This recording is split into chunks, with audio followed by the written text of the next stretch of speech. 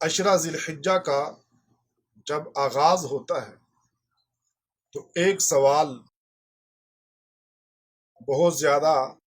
کیا جاتا ہے، اور وہ یہ کہ ان ایام میں تکبیرات کا اہتمام کرنا چاہیے یا نہیں۔ اور اس سلسلے میں بہت سے احباب شکوک و شبہات میں بھی پڑ جاتے ہیں، اور بعض مختلف قسم کی روایات کی بنا پر عمل سے دور ہو جاتے ہیں، وہ سرے سے عمل ہی چھوڑ دیتے ہیں۔ اس سلسلے میں اختصار کے ساتھ ایک بات آپ احباب کو سمجھانا چاہتا ہوں، وہ یہ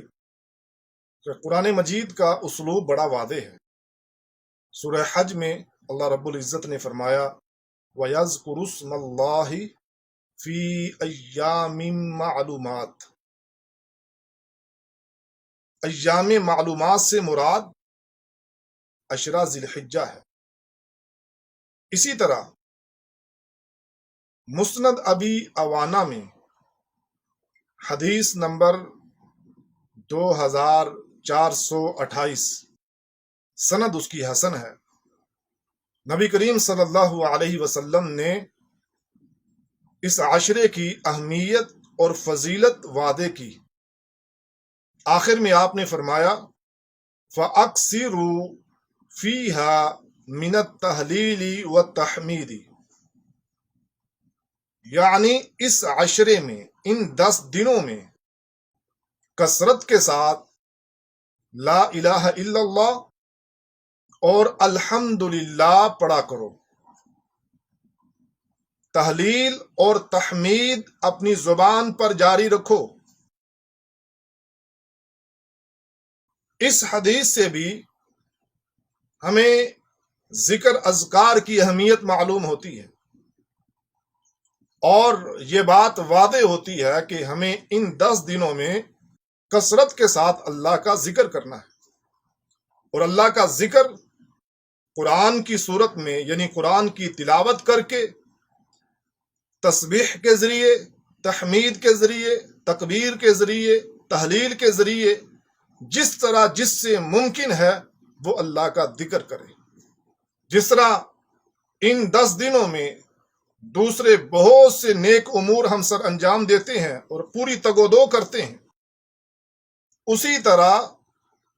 ذکر اذکار میں بھی بہت زیادہ رغبت رکھنی ہے اور بڑے اہتمام سے ذکر اذکار کرنا ہے، اور اس کا آغاز ہم نے اس عشرے کے شروع میں، یعنی پہلے دن سے کر دینا ہے، کیونکہ قرآن مجید کا اسلوب اور نبی کریم صلی اللہ علیہ وسلم کا فرمان اس سلسلے میں واضح طور پر ہماری رہنمائی فرما رہا ہے۔ اب رہی بات صحابہ کرام رضی اللہ عنہم کے آثار کی، کیونکہ صحابہ کرام رضی اللہ عنہم کے آثار اس سلسلے میں مختلف ہیں۔ جیسا کہ سیدنا علی رضی اللہ تعالی عنہ، وہ اس بات کے قائل تھے کہ 9 تاریخ سے تکبیرات کا اہتمام کیا جائے۔ سیدنا عمر بن خطاب رضی اللہ تعالی عنہ کی بابت امام بہقی رحمہ اللہ اپنی کتاب السنن القبریٰ میں حسن سند کے ساتھ بیان کرتے ہیں کہ وہ حج کے دنوں میں تکبیرات کا بڑا اہتمام کیا کرتے تھے۔ سیدنا عبداللہ بن عمر رضی اللہ تعالی عنہ جب نماز عید کے لیے جاتے تب اس کا اہتمام کرتے، اور یہ روایت بھی امام بہقی رحمہ اللہ اپنی کتاب السنن القبریٰ میں نقل کرتے ہیں۔ تو صحابہ کرام رضی اللہ عنہم کے جو آثار ہیں ان کو بھی اگر مد نظر رکھا جائے تب بھی 1 ذی الحجہ سے اگر ہم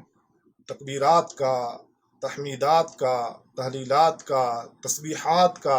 اہتمام شروع کر دیتے ہیں تو اس میں کوئی حرج نہیں ہے، بلکہ ہمیں کرنا چاہیے تاکہ ہمارا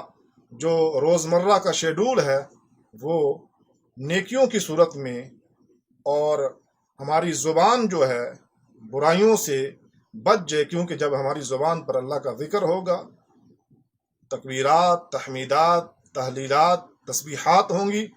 تو خود بخود بہت سی برائیوں سے ہماری زبان پاک رہے گی۔ تو اللہ وحدہ لا شریک ہمیں اس سلسلے میں عمل کرنے کی توفیق عطا فرمائے۔ والسلام علیکم ورحمۃ اللہ۔